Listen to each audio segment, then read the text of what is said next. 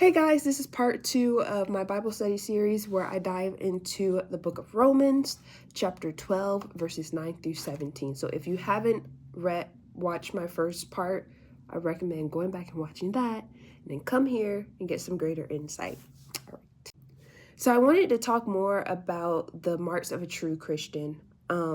I think the last part that we left on is live in harmony with one another. Do not be hasty, but associate with the lowly. Never be wise in your own sight.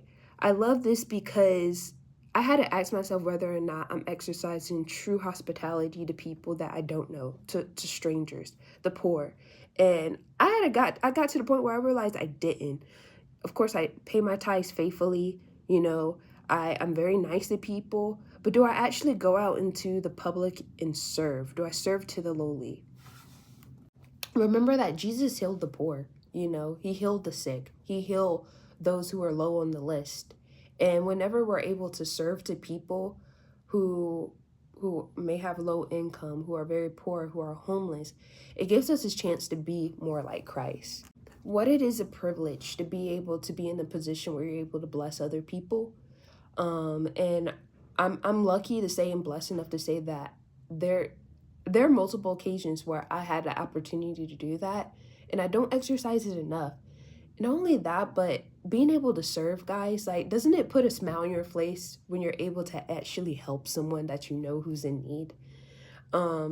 It does to me too. I might not always have the time to actually be on my hands and knees for someone, but when I actually do it, you can look back and be like, I did that. I did that. I impacted their life. I love also when it said, never be wise in your own sight. The only way we can strengthen our relationship with Christ is if we're able to have counsel, we're able to communicate with believers, because that is how we grow in understanding.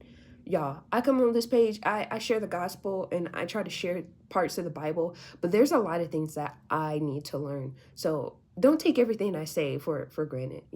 Exercise it with great discernment.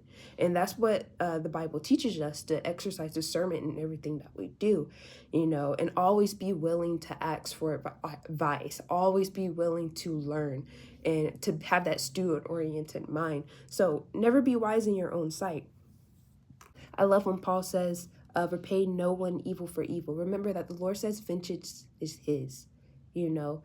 But at the end of the day, there's a war between good and evil. It's not against people. The enemy wants you to think that way. So if you truly, truly love your brothers and sisters of Christ, or just anyone, do everything in love.